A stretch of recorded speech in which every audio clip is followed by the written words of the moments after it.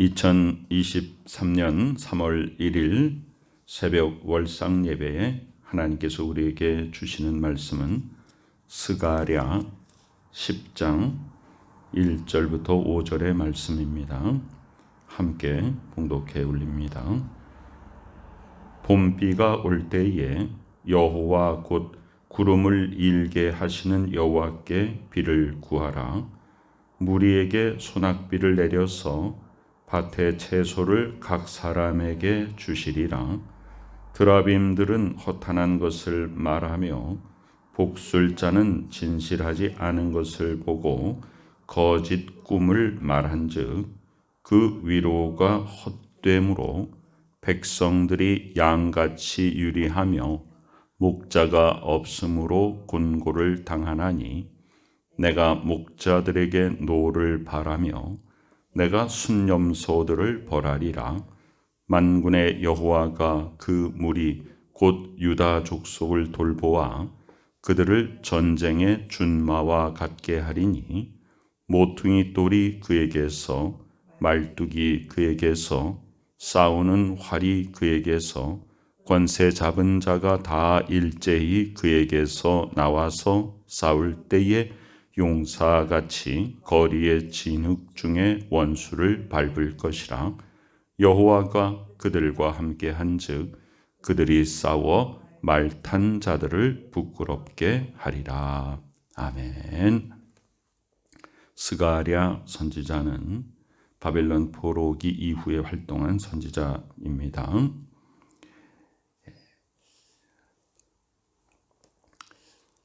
하나님께서 기억하신다라고 하는 그런 뜻을 가지고 있습니다.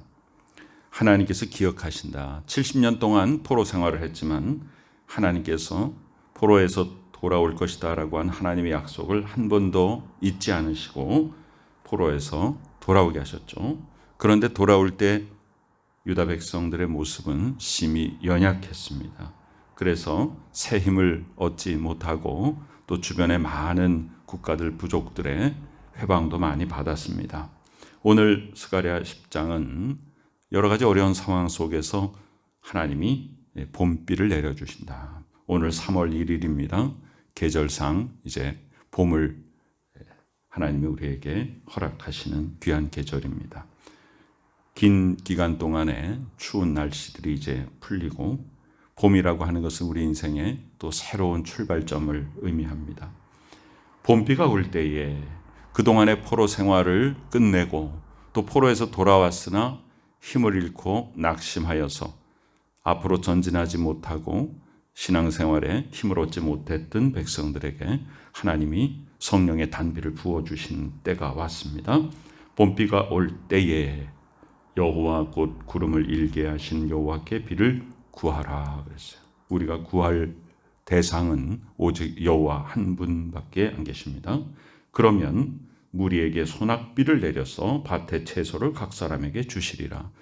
우리의 삶에 메말랐던 것, 광야와 같았고 우리가 실패했던 삶, 어려웠던 삶이 하나님께서 부어주시는 단비로 인하여 소낙비로 인하여서 하나님께서 밭의 채소를 주신다 그랬습니다. 2절에 보니까 드라빔들은 우상은 허탄한 것을 말한다. 복술자는 점쟁이들은 진실하지 않은 것을 보고 거짓 꿈을 말한다. 이 세상에는 많은 헛된 것들이 있습니다. 꼭 우상이나 또 점술가들이 아니더라도 우리가 물질을 너무 거기에다 마음을 두게 되면은 그것이 우상이 됩니다.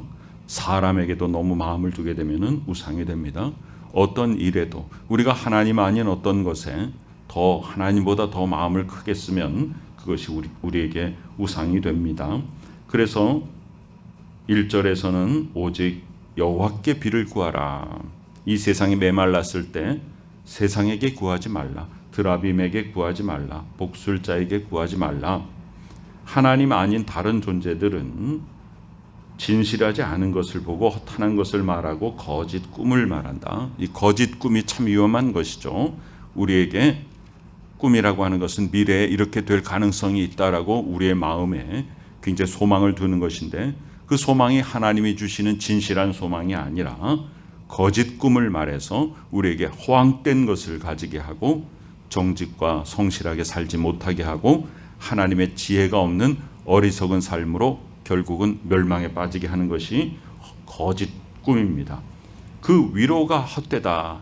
진정한 위로는 하나님께서 부어주시는 은혜의 단비, 성령의 충만함으로 우리를 위로해 주시는 것이지 이 세상의 사람의 것으로 세속적인 것으로 우리가 위로받지 못합니다.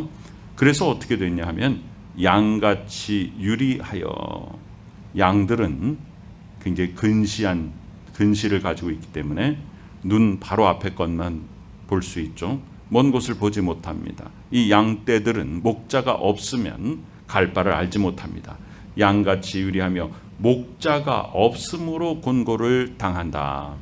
삶의 중심이 없습니다. 바라보고 나아갈 표대가 없습니다.